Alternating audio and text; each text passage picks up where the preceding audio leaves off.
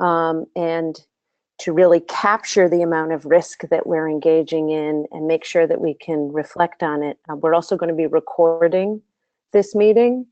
And that's also so that folks who perhaps really wanted to participate in the community of practice, but their schedule doesn't allow them access at this time, that they would be able to go back and see the recording.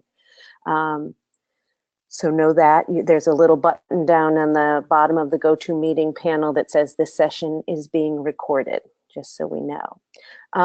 So how about if we do a quick go around of everyone just unmuting, and that can give us some practice to mute and unmute, but unmute, say, you know, who you are and what your role is in your school, and then we'll go around. Can we start with Colleen?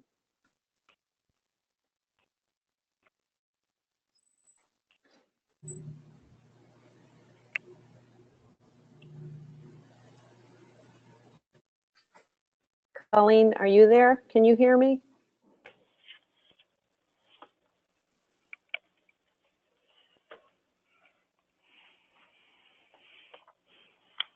All right, I'm going to go with Colleen might not be ready yet. Courtney, can you unmute and say hello? Yes, can you hear me? I can, great. Oh. So I am Courtney McCarthy.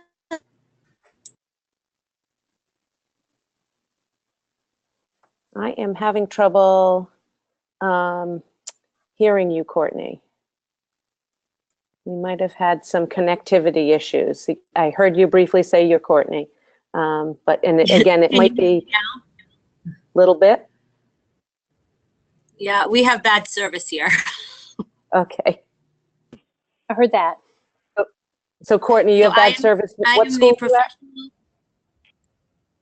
So I'm from Alan Sean Feinstein Middle School of Coventry. Great. Thanks for checking in, Courtney. How about Erin?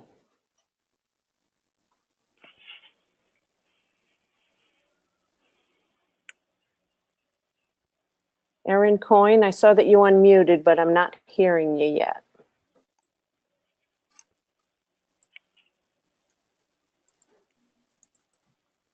And remuted. Okay, I think this might just go too slowly to have everyone do that. Perhaps folks could do what Erin did.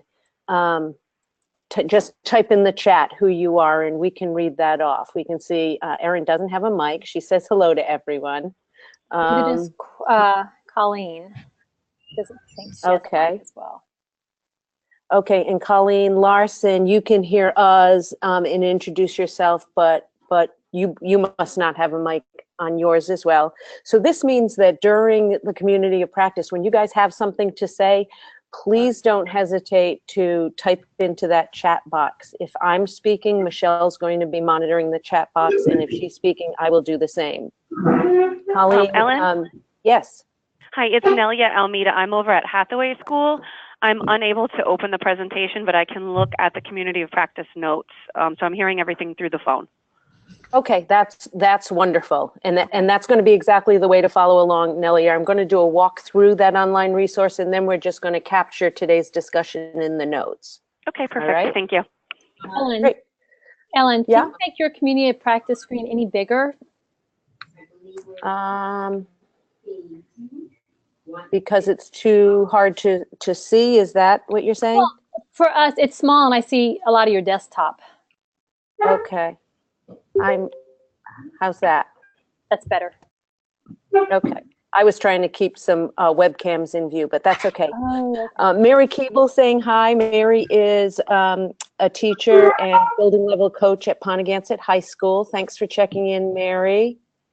Anybody else? And Nelia, thanks for checking in. Nelia is just starting. Her school is brand new, starting MTSS training and implementation. That's Hathaway in Portsmouth. Yeah. Paige typed in as well. Okay, and Paige has said hello. I don't see that on the larger chat. So that, oh, there it is.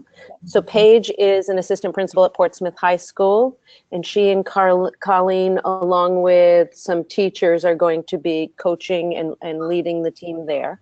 Okay. I'm Tracy Westman. I'm at Pell Elementary in Newport. Hi, Tracy. Thanks for checking in and unmuting. Way to go. Anybody else we haven't heard from? Kristen Murray, I haven't heard from you. Did you type? Oh, you did type in. You're the MTSS I have a facilitator. microphone too, I think. Okay. So yeah, you can hear me and I can talk as well. So yeah, I'm from Warwick and I'm supporting all the elementary schools for MTSS as a facilitator. All right. And Warwick is in my thoughts and prayers with what you guys are all going through at the moment. If ever there was a need for coaching and leadership. That's right. Times. Did I miss anyone, Michelle? I think you have everybody. Lisa, did Lisa Montecalvo say anything? No, I'm here. I can see you. I don't know. Can you see me?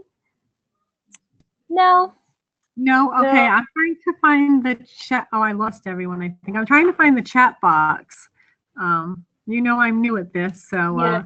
It could be, if you minimize it, it could be in the upper part of your screen, like it goes to a small gray box. And you have to... Oh boy, the no, I arrows knew on the I right-hand lost side. you. This is not good. I don't know. Now I lost you altogether. I have to find it. I have to kind of fool around with this. I am here. I could see you a minute ago. Okay, and you can hear us. I can hear you. I'm going to put myself on mute because I share a room with 4 other people and there are other teachers teaching here. That's great. So I don't want to disrupt the meeting. Okay. Well, thank you for unmuting. I know that that isn't always the most comfortable feeling, so thank you for making your presence known. So I just want to, again, thank you all for coming. We have put together a notes page where we have our agenda for today's community of practice, and I just want to look at the agenda quickly and then we'll start in. The first is to review that format and this online resource and get any questions or concerns or suggestions you guys might have about that. Then we'll have a discussion of chapters 1 and 2 that we read for today's meeting or didn't read. I know you didn't have it very long, so please feel free to participate in the conversation, because while it's a great reading about being a coach and starting with the team and things to think about, having read that isn't going to necessarily be required to be able to participate, because it's a lot of what do we know about ourselves.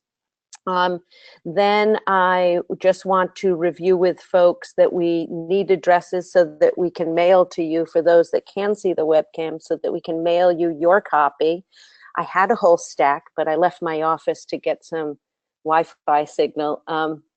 And we're ready to mail these out to the folks who are participating. And then we'll just look at next month's agenda. And for those of you, most of you have emailed me with your address. I think we're missing 3 people. So if you've already emailed me with your address, that's great. And thank you so much for your prompt reply, because it was over the weekend. So yay, kudos to you guys. All right, so I'm going to now review the online resource, this module, if you will. It's called a course, but it's a system that we're going to be using to build a lot more tools to sustain the good work of MTSS that's been done in the state. And so we thought this was an excellent place to get more practice and house all of the information for the community of practice.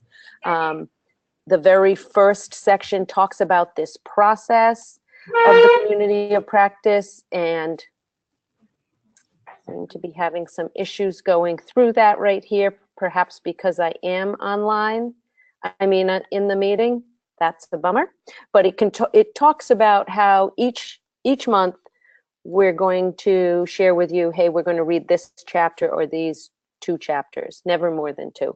And there'll be some guiding questions, and then we'll meet once a month online at this time. I think, is it the 3rd Monday, except for 2 months later on? And we will do two things when we're online. We're going to discuss the readings and what it means for our work, the implications for our work, what sort of thoughts we had or questions it may have brought up.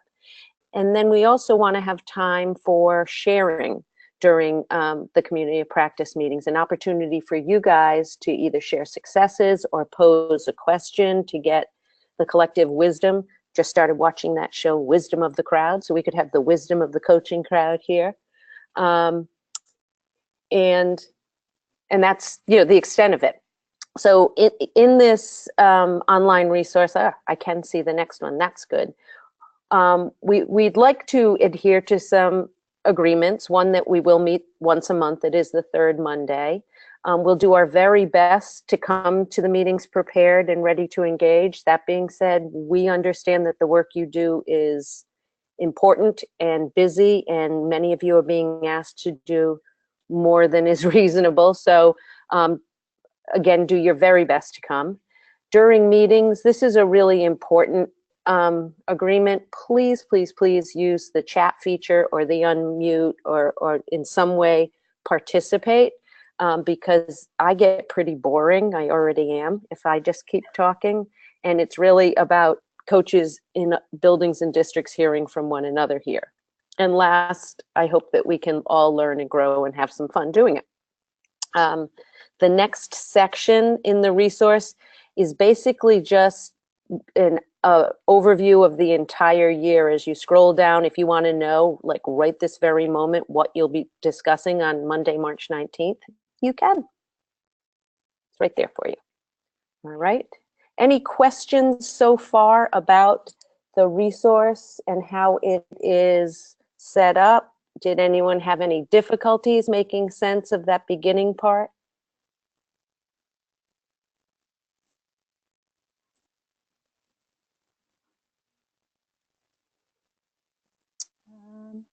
Chris, so far no questions in the chat. All right. Thank you for that. And then you'll see that each month, let me make that go away. Each month, there's a section for the month. For this month only, we had chapters 1 and 2 posted. I'm going to take that down after this meeting because it's just wrong to do that. And I was only doing it until we could get those books out to everyone. We'll be putting those in the mail this week. Then there'll be the guiding questions for the chapters for folks to look at before they read and reflect on as they read. The link, which maybe some of you accessed it there, maybe not. We also had, oh, that's a duplicate. I have that again later on, so I'll come back to it. We're going to, when we meet, put in meeting minutes. And this is an embedded document, so anyone who has the resource open could be typing in there. And Michelle and I will capture discussion as best we can, but it may be the case that one of you has something to share and you want to make sure it gets captured in the notes. Well, you can go right into this discussion column and put it right in there and not necessarily wait for us to do that. Or it might be that you mention something and we say, oh, that's great, please put it into the notes so that everyone will have that available to them. Then for this month, we did embed a document that has the addresses that we currently have. So if you're saying, oh, I don't know if I sent Michelle my work mailing address, then you would be able to look here and see whether or not you did. And if you don't have it there, you can go in, like Nelia, you already did. So you're listening, but on the phone, but you have the resource open. And then finally, as I said at the beginning, we are recording and we'll record each month. Hopefully we'll remember, and we do like prompts. So anyone who notices we've forgotten any month and wants to mention that, that would be awesome. Once that is available, we will put the link to access the recording here in case there's something you want to go back and see. Any questions or suggestions for the month-to-month material in the online resource?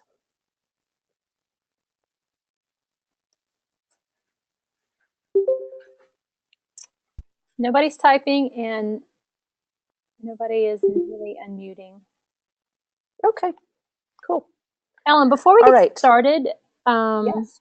actually talking about the readings, there was one other thing that I forgot to mention earlier. So tell me when that would be a good time to discuss it. I think now would be a fine time. Okay.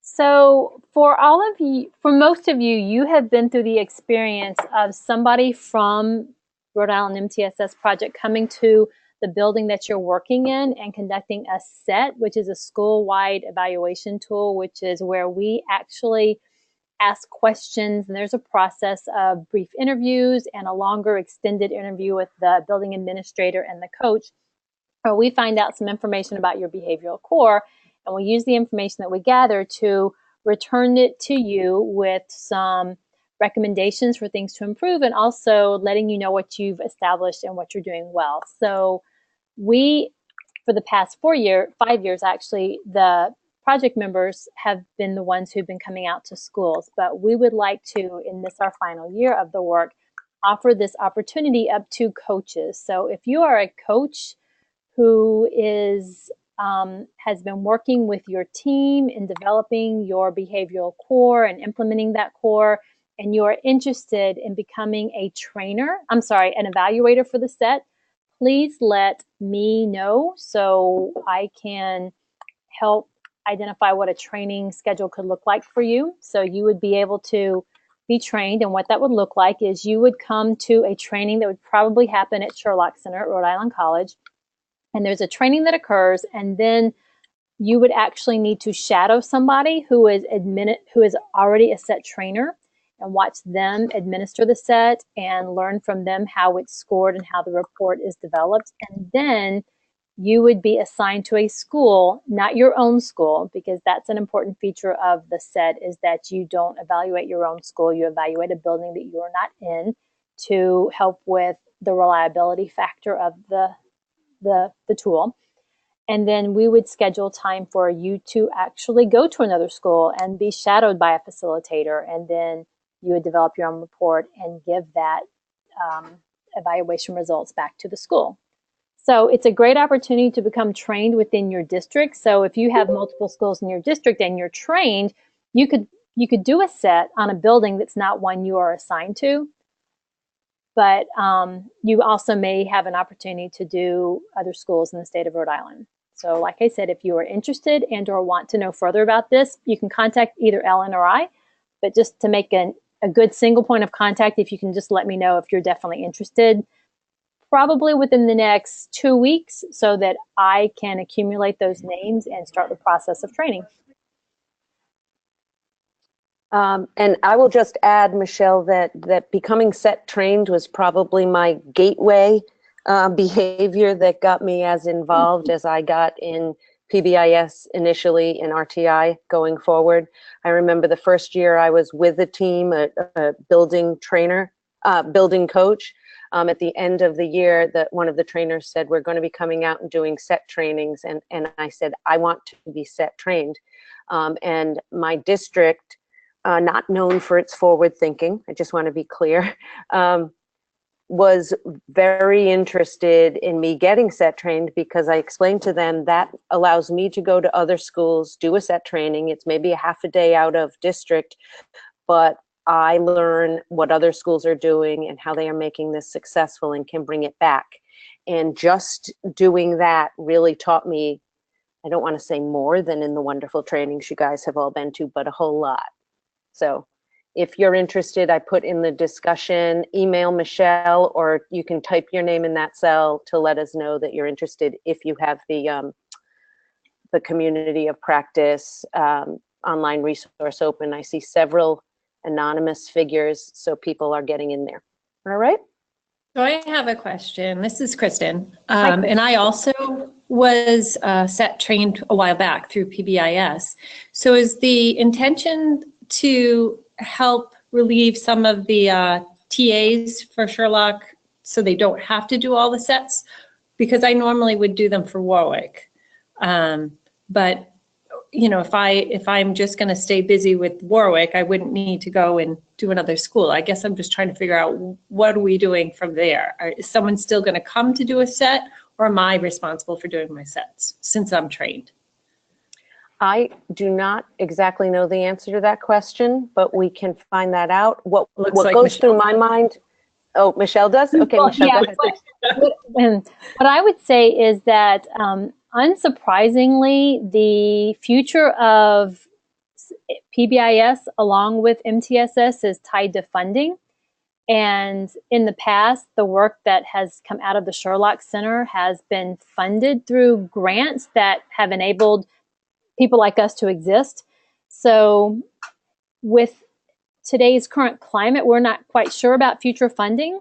So I'm not sure if the intent is for other schools in Rhode Island to continue to have that cross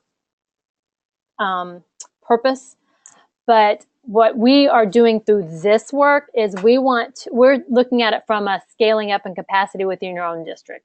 So that was why we actually wanted to embark on this in providing set training for the people who are part of the Rhode Island MTSS, is so that once we've gone and we're not available to be supportive anymore, that we are leaving you within each of your districts, at least with an individual who could help support that work. Does that help some, Kristen? Yeah, that's fine. Yep.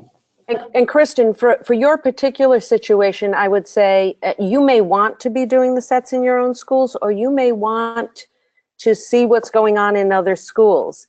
And I think that if you're set trained and you're willing to go to Portsmouth, or you're willing to go out to Ponegantset, then it's reasonable to say to the folks at the Sherlock Center, hey, can somebody else come in and take a look at my schools? I think it's good to have a fresh outside eye. Even if you're outside of the building, you're still in the district. And it's good to go other places and learn what's happening elsewhere as well. So I would express your needs. Yeah. Okay, thank you. All right.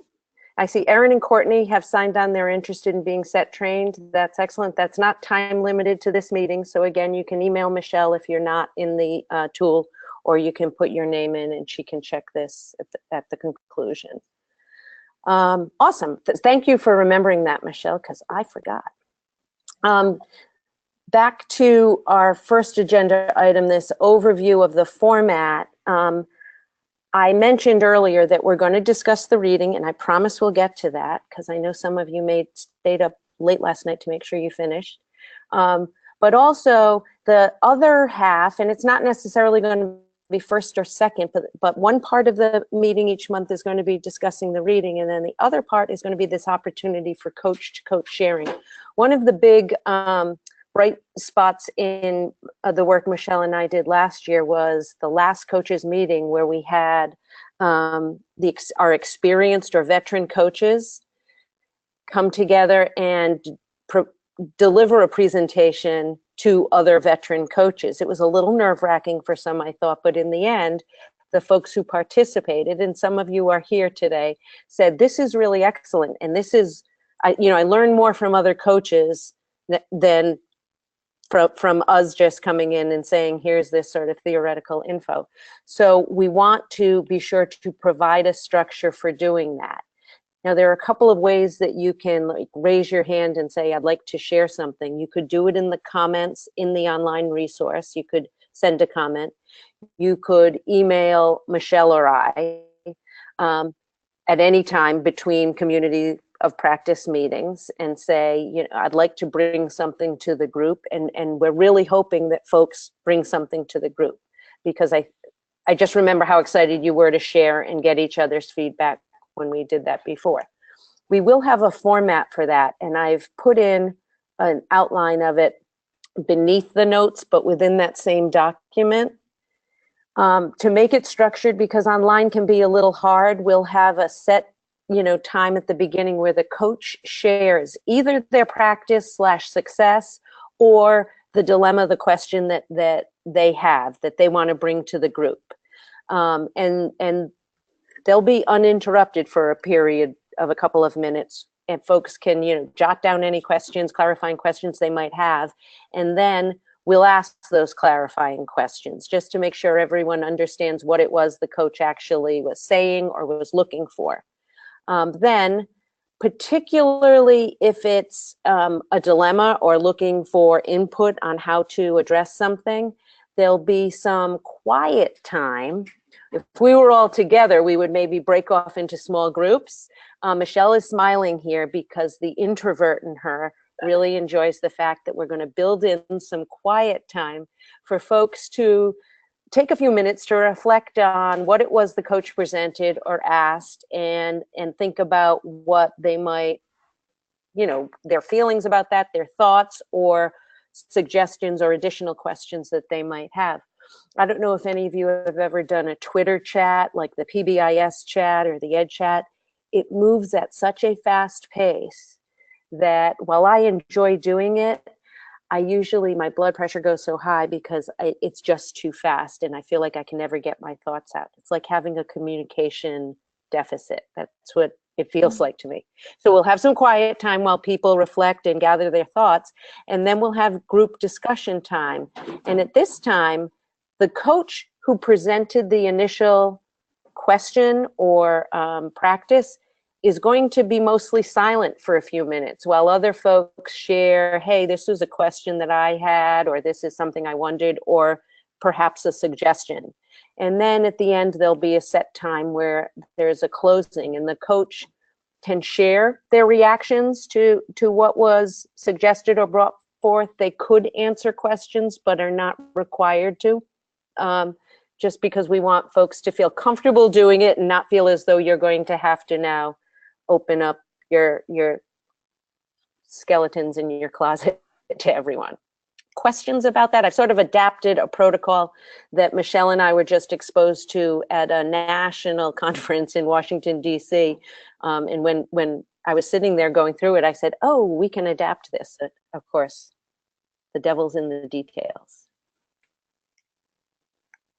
So thoughts about that? Seems clear. Okay. Good. All right. Who wants to talk about the reading that we did for this week? Type in the chat if you'd like to talk about the reading so I know if folks are there.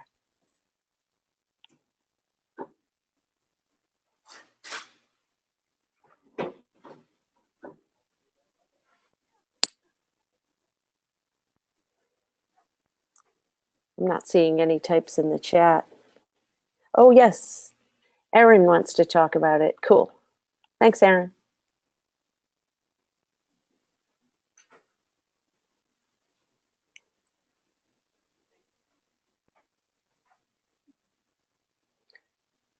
Well, I'm going to assume that other folks are still there and can hear us, hopefully.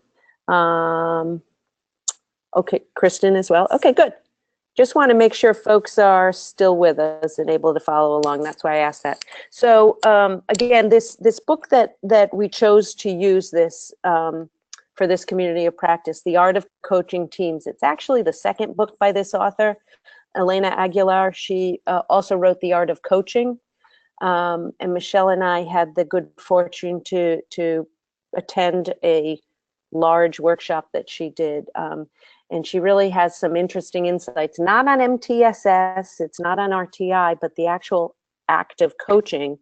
And then The Art of Coaching Teams really focuses on that when you're leading a group of people. How do you lead a group of people? So a few folks have shared some of their initial thoughts. I just want to read those, make sure everyone gets a sense of what was shared here. Kristen enjoyed the reading and thinks it'll be very helpful. Some connectivity issues. Paige shared that there was some self-reflection. And that's interesting, Paige, that you say that, because as I was reviewing my notes this morning in preparation for this conversation, it occurred to me that this community of practice is really a time for us to take care of ourselves. And that self-reflection, I was thinking, how many times do we have dedicated time to stop and self-reflect on something that we're trying to do that might be challenging for us to do, and be supported by others. Erin said one piece she liked was the T-chart, which talked about when it's appropriate to convene a team versus a committee or a working group. Yeah, the idea, Erin, that it's okay to work alone at at times. Sometimes there are too many teams operating at once. And that can, this can make people feel drained. Absolutely. Lisa enjoyed the reading, found chapter 2, the emotional perspective, to be very interesting. Yeah, it sometimes it's helpful to step back out of your experiencing it yourself and look almost from an academic perspective about what's going on. Can we do a session on the Myers-Briggs? Okay, Erin has asked a question that maybe we can follow up on. That's a good one. All right. So thank you guys for chatting in there. Just to go back and reflect. There's one other comment from Colleen as well that There's another one. Yep. I like that you need to identify reasons for teams or meetings and not just meet. Yes. If we're meeting, and I don't know if you guys, sometimes when I'm reading a book, I don't read the little vignettes because I'm prioritizing, but the vignettes that Elena shares in each chapter at the beginning, I think the way she does it, if I remember, at the beginning of each chapter is this vignette from this humanities team that she coached several years ago that was a disaster. And at the end of each chapter, she shares a vignette from this team of coaches that she coached that was much better. And she uses those two examples, example and non-example. But for the first chapter, that humanities team, when she said, we meet because it's I think it's Wednesdays and we always meet on Wednesdays. Yep. Courtney also says that she agrees with Colleen that was something that struck her, that the idea that teams need to have a purpose before they start to meet regularly. Right. So along those lines, what the teams certainly need a purpose. I want to give you guys a minute to reflect. Do you feel as though the team that you're coaching, whether it's an MTSS team or a different team, do you feel as though that team has a defined purpose or knows what its defined purpose is? Take a few moments to reflect on that. And I don't want to put anyone on the spot, but feel free to either unmute or type in the box.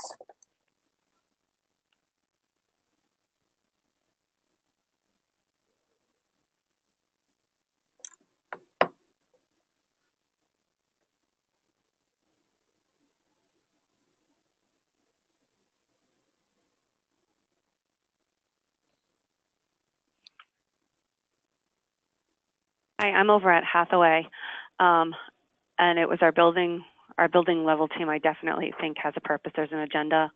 I think we get to the things that we have to do and we make things happen. So I definitely feel that team works well together and has a purpose.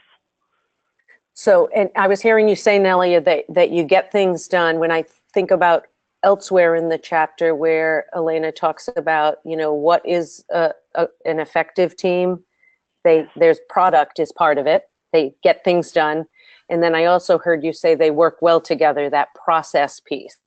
I agree. Yeah, there's norms that have been preset, and I think that people follow them. Yeah, good. Thank you for sharing. Thanks. There are some more chat comments as well. All right, so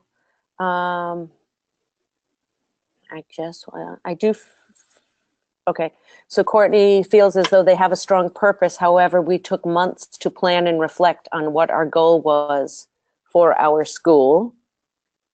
Am I sensing, Courtney, that you feel like you're there now, that you have it though?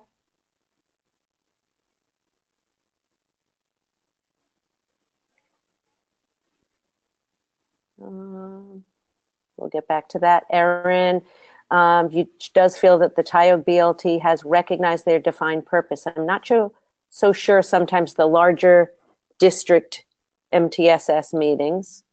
Mm-hmm. And Mary says yeah. Please, I was just going to. Kristen, yeah.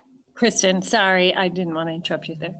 I was just thinking in terms of our leadership teams, I feel like they have a very defined purpose. They are action oriented.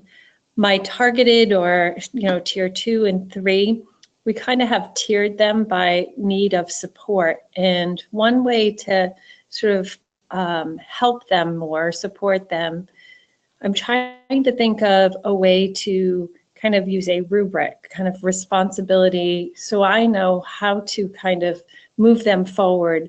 Many of them have gotten stuck. I think they know their purpose, but it's more of a won't do than a can't do. And I kind of want something, a rubric, a way to measure and say, is your targeted team working, on these things, so that I can have accountability as well as they. So I don't know if that's something that this book kind of addresses, a document of some sort, but that'd be great for me if it did. I am inclined, I believe that as we move along and when you get the books in the appendices, there are all sorts of self-assessments that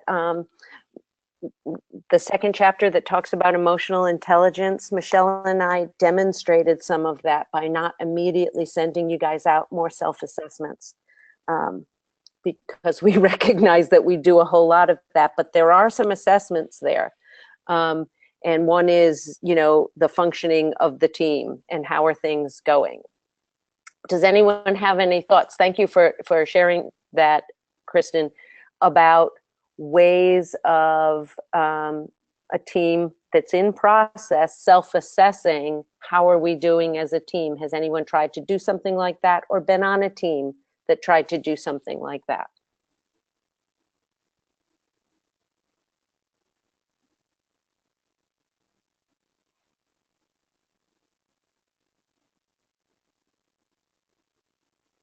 While they're thinking about that, Ellen, I would say that for a lot of the teams that I've worked with, they feel that the first time they've ever done that is at the end of the tips when they do the 4 self-reflection statements. Was today's meeting a good use of our time? That's their entryway into even starting to think about these sort of things, in my experience. Yep. I agree. And I think that, that while that's a really quick pulse check, it's a self-correcting pulse check, because I've been at the meeting where I have taken the team way, way off track and stayed there, held them hostage on something that was important to me. I'm pretty sure you've been there a couple of times. But then at the end, when you say, was today's meeting a good use of our time? And I go, oh crap, no, that was me. And I own that. And it's just a good reminder for next time what to do maybe differently. Mary had a comment that she used a Google form at the end of last school year to have the members self-assess, so that it became apparent they needed to set up meeting norms. Excellent. Thank you for sharing that. Yeah, so sometimes I know Michelle and I are in a training right now that we're getting trained to become better trainers. And there was something shared with us. It might have been there. It might have been somewhere else. I can't remember. Busy week. But about folks giving feedback to the coach. Nope, it was in Washington. Folks giving feedback to the coach after every meeting. This one state is doing this, where the team members fill out a little Google form and give feedback about the coach's facilitation skills, and then also a deeper self-reflection on the team.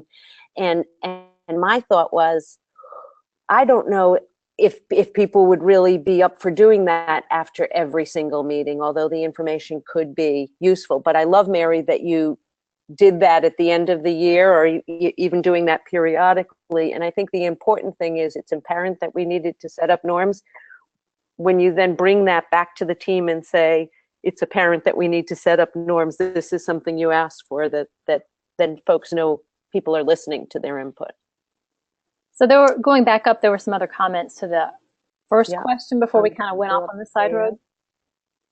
Okay. Kristen, while I'm trying to do this, do you have the notes open? Because if you do, if you could type in, that question you had, just so that I remember to come back to it at a later date or bring it back to other folks. Okay. So Paige said she's facilitating a team now that's not the MTSS team, and the difficulty she's experiencing is that the members were chosen rather than volunteering. They were voluntold. It's a new vocabulary word. It's going to be on the new SAT. Never kid. It's difficult to get buy-in when members don't want to be a part of a team, isn't it though? So Paige is in that situation, and if you were all in the room, I imagine I'd be seeing a lot of heads nodding right now. Yes, I've been on that team, or I am on that team, where folks were not, Colleen feels her pain, she's in her school, she might be on that team, but folks may have been voluntold, congratulations, you're on this team and you're going to do wonderful things with it, but they don't really want to necessarily be there. Anyone else who shared that experience or has any thoughts about handling that experience? Maybe anybody find a way out of that particular ravine? A lot of empathy at this point, but maybe we'll make a note of that question too and come back.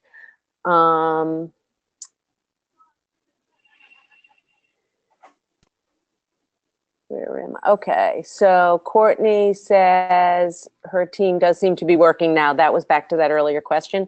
Colleen feels like the MTSS team is very motivated and willing to help to meet the goal. It's actually refreshing and motivating. Yeah, and you know what? You guys should all make sure you take a moment when you have a group of people who are eager and excited, because as Paige was sharing, oftentimes it's the opposite, and do enjoy the good. All right, cool. So we are capturing some of those notes. That's a good thing. All right. I can't even remember the initial question that got us going there, but I'm very excited by all of the interaction in the chat. Thanks, guys. That's great. So I want to reflect for a minute on this, and I have it in the notes. When in the book, Elena was talking about what is a great team, and Nelia, we touched on it with your comment, product, process, and learning. And I was thinking, oh, I have been on some teams that, you know, there was a great product and we worked well together, but not necessarily that the members of the team learned things. And I feel as though that might not be the case with the MTSS because there is new content, but I wanted to get your pulse on, do you think that your team members feel as though they are learning something that's valuable to them personally, not just, oh yeah, to get this done, we have to learn it?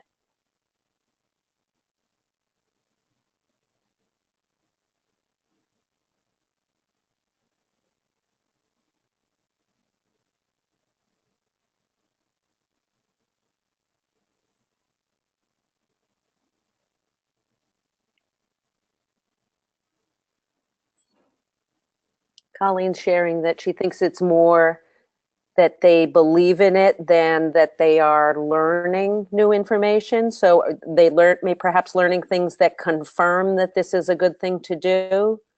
Don't want to put words in your mouth. I'm just trying to clarify that.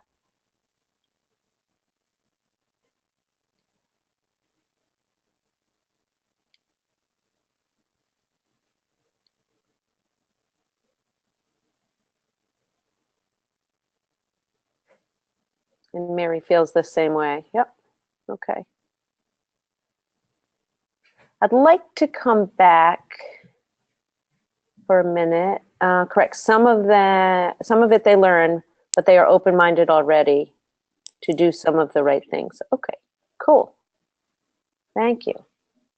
So earlier, someone had mentioned in the chat that they thought it was a great idea, the T-chart about when do you need a team and when don't you need a team. Does anyone recall off the top of their head what page that was on? Because I kind of agreed. Page 9, Erin says. Going to page 9.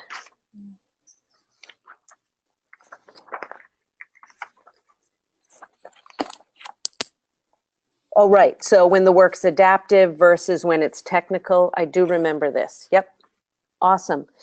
Do folks have a thought? And please do share what are some things that you have done in your work that you guys deliberately decided this doesn't have to be done at the team, because I know it's happened to me, I'm sure it's happened to Michelle. Sometimes we're at team meetings and there's a team of, 5 or 6 or 10 people around the table, and really just a couple of folks at the table are doing some work, and the other folks, it's like wasted time.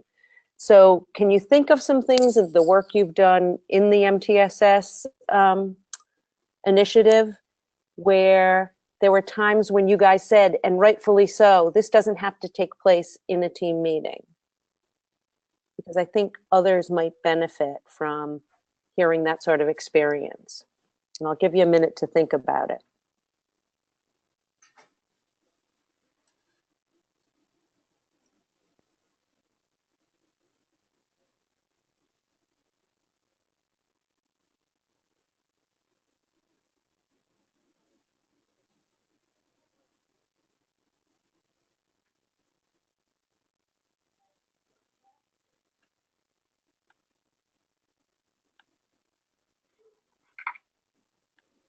So I can share something in particular, working alone, when it comes down to wordsmithing. That's one of the places where I know even, see, wordsmithing, I have to fix that.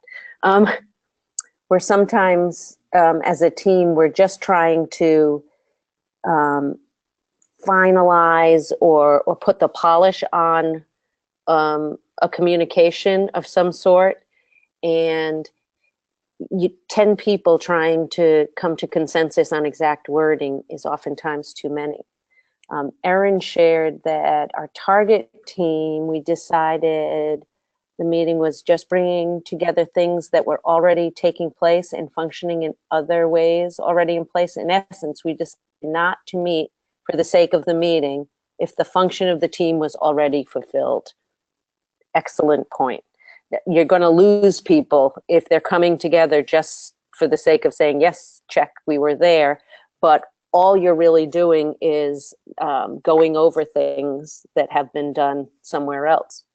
I know that it grew out of the PBIS Tier 1 training, and it's something that we did initially, but we haven't done really as an every year thing. They do what's called a working smarter, not harder inventory, where you basically list who are all your teams, who are the team members, what's their meeting schedule, what is their defined purpose, and here's a really big one. What's the outcome? How do you actually know or measure that they are meeting their purpose? Because anything that doesn't have an outcome measure might not have the time and resources to be allocating for that sort of thing. So if that's something that people would be interested in taking a look at, we could definitely share. So Courtney shared, we meet the same block of time once per week for our TI and then once for target team.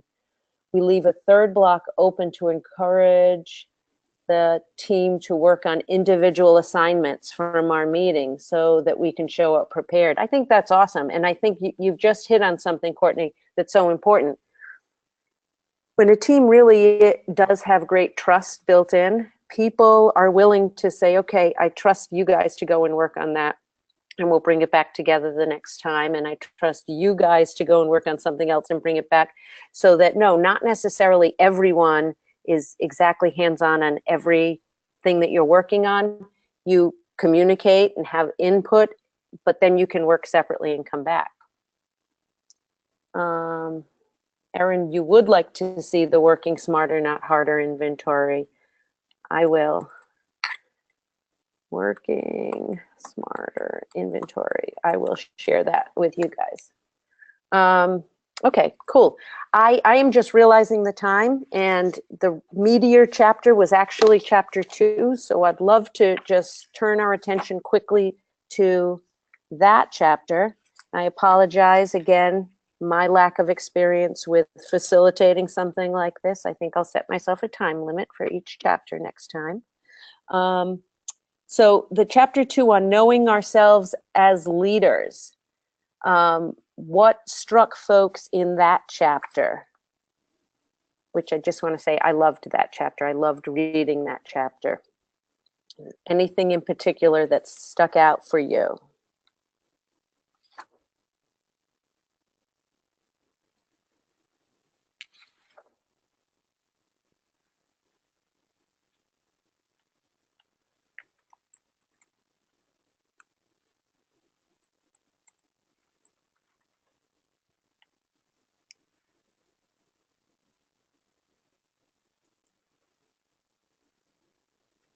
This is the chapter that talked about first brain development, our amygdala and our limbic system, and then the emotional intelligence, that self-awareness, self-management, social awareness, social management, layering on personality. What is just your personality? Looking at what's your current ability, and cultural competence. There was a lot there in the 4 minutes that remain. So Kristen, like the EI stuff, being self-aware is essential. And I totally agree. Do you find, Kristen, you're a pretty experienced coach, that it's easier over time to be self-aware in the context of coaching activities? Or is that challenging and it's more self-aware after the fact, like self-reflective? Yeah, I feel like I go between being a facilitator and a leader. And when I'm in the role of a leader, then I'm almost put on the spot to try to answer and solve problems rather than helping them move forward. And so probably not being very aware in that moment. It's more the self-reflecting at that point. So I think it's challenging the more knowledge you have, because you kind of want to just do it for them rather than having them learn how to do it. It's like Velcro sneakers, you just get the Velcro sneakers so we can get the shoes on and get out the door. Right? We only have this many minutes. Yeah, exactly. But we're never going to learn to tie shoes. And someday we might need to. Yeah. And sometimes people are looking at you like they just want you to give them the answer because they don't have the time, the energy, the capacity, the expertise to do it themselves. So it's that place where you live, balancing between developing others and supporting when they need, but then also not looking like a slacker. Because if you're type A personalities, like some of us are, like your role is to fix things. Right. Yep. Totally agree. Erin has mentioned again the Myers-Briggs. Is that something that folks have done? Any of those I find very, those personality inventories very telling. I had the opportunity to do one recently, but it costs money. It's called Strengths Finders. And it identifies, you have to pay more to identify all your strengths, but what are your top 5 strengths? And when I got that report back, I was like, oh my God, that totally nailed me. And it was very similar to the inventory that was in the, I think maybe the link was in the back of the book, actually, in the appendix, which you guys don't have yet. So I've actually put it right in my notes, sort of my outline of chapter 2, this layer on personality. You can see a link there. If you click that link, doesn't take you there, it takes you here. This is similar to that Strength Finder in the way it's done, but when you take the test, it's quick, answer honestly. It says try not to leave any neutral responses, but you'll just have these statements which you either agree with strongly, disagree with strongly, or somewhere along the continuum. I find it difficult to introduce myself to other people. I totally agree, not. But you just go through and answer those. And these kinds of inventories are best to do with what's your gut tell you quickly about that. So that link is there. And I had thought about, if we had enough time, Erin, actually saying, okay, everybody go take that for a few minutes and come back. But I would encourage you to look at that one between now and our next community of practice.